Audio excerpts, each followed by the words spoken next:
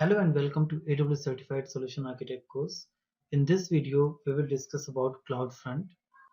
CloudFront, as we discussed earlier, is a content delivery network, and it distributes the traffic through edge locations. And currently, there are 56 edge locations throughout the world where the object is cached from the origin location of the object upon the user's demand. So when the first time the user will access that object in a particular region, that object will take time, it will have some latency, but after that the object is cached for a certain period of time, that is time to live. And when another user in that particular region try to access that object, he will be able to get that object within a very less time, so within a very low latency. So now let's see how this concept is implemented in AWS. So I will just go and find that service, CloudFront.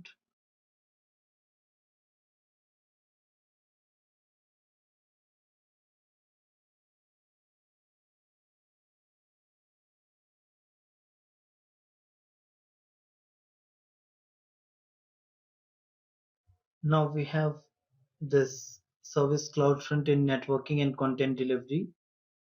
I'll click on that.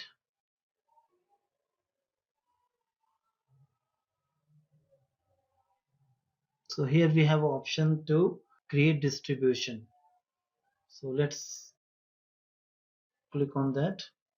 So there are two types of distributions. One is web distribution and second is RTMP. So web distribution is basically for HTML, CSS, PHP, or some websites, or some data in the form of web traffic and all, or live streaming. So for these things we can use web delivery method. And another one is RTMP.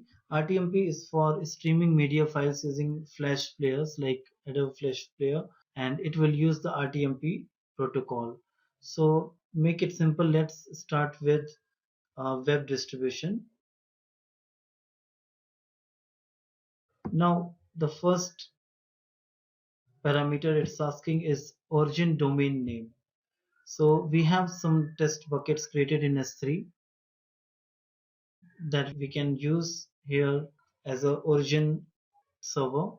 So I have created one test bucket 1812 in last videos, and I have put some content in it,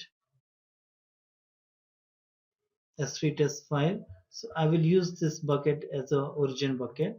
Even you can use elastic load balancers as well. And so I will use this test bucket 1812. Now origin path, the path we want to distribute, like the path we want the users to access, so we can give that path here.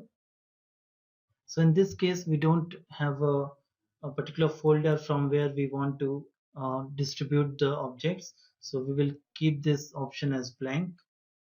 Now the third option is origin ID. That will be the name of your S3 bucket. It's already taken by default. Now the next option is restrict bucket access. So what is this option? If we click S on this option, what it will do, it will restrict the bucket to normal users. That means only CloudFront will be having access to that particular bucket. Even if you make any object public in that bucket, only CloudFront will be able to access that object publicly on that bucket. So, and if this option is selected, we need to create a new identity, and we have to, either we can ask CloudFront to grant permission on that bucket, or we can update permissions manually. So we don't want this to, in this example, we will go with no option. We'll keep the S3 bucket accessible to other users as well.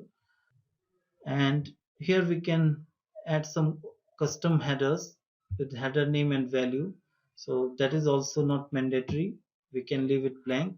Now the caching behavior settings. So we see there's a path pattern star. So what it does is this path pattern does is what kind of traffic we want to route to different buckets. So if we have multiple buckets and we want this JPEG file format objects, if this kind of path is there, then that particular this some particular bucket will be it will route the traffic to some particular bucket.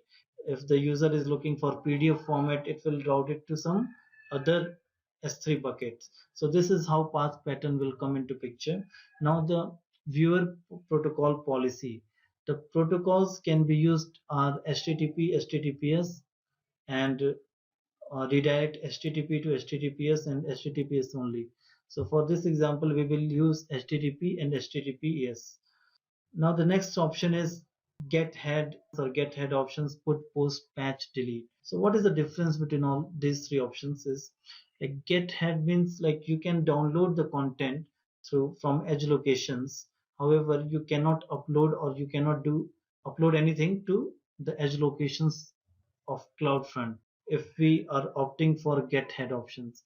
If we opting for get head options, put, post, patch, delete, the users can upload content to the edge locations, and in response edge location will transfer that content to the origin server. So we will not allow this to happen in this example. We don't want users to upload any file to edge locations, hence we will go with get head option.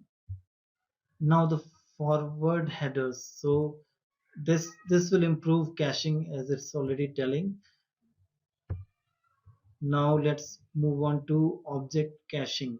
So from in how many interval you want to cache the object, so that we can customize or we can use the origin cache headers to define that.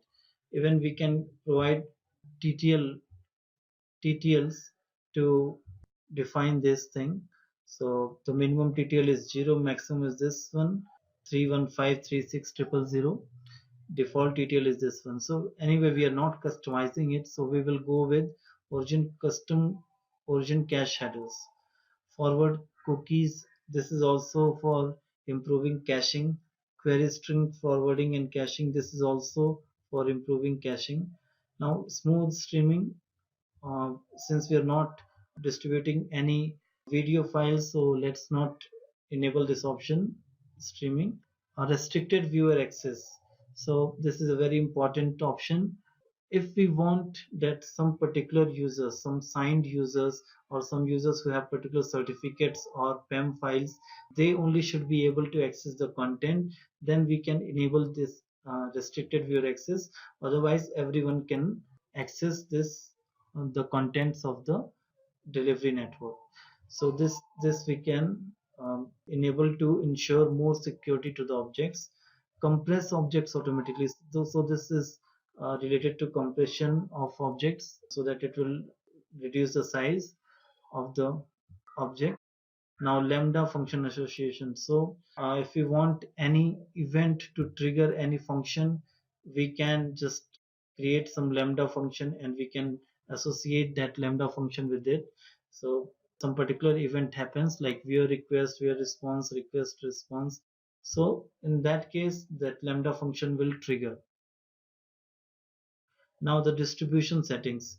So if we see the distribution settings, and we have option like you can enable the distribution in US, Canada, Europe, or US, Canada, Europe, Asia, or we want to use all edge locations. So if you are a global organization, then this option will be preferred, use all edge locations.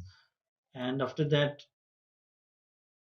WF web is ACL. So this also you can, since we don't have, then we are getting the option none. Otherwise we would have got some options to configure here. Now CNAME, because the CloudFront distribution network name that will be generated, it's not user friendly. So what we can do, we can create a CNAME record in Route 53 for user friendly names, so that they can access this cloud CDN URL using that alias record. Now SSL certificate, we can use custom SSL certificate as well as we can use default CloudFront certificate for SSL. So in this case, we will go with default CloudFront certificate. Now supported HTTP versions. So this HTTP 2, 1.1, all these versions are supported here. Default root object. So here, what default page we want to present to a client users. So we can give index.html, but this is a default we can set, but as of now we will just leave it blank. Logging. So if we want the actions on the any actions to be logged in, we can create logs. We can create, we can transfer these logs to some bucket, like we have test bucket 1812. So this, even we can enable logging and generate these logs and save it into some bucket, but for now we will just turn off this option. Enable IPv6. IPv6 we don't want right now. Our distribution state enabled, yes, we want to enable it. So we will just click on create distribution. Let's see what happens. So my distribution CDN creation is in progress. So once it is created, user can access the object through from various edge locations. So thank you for now.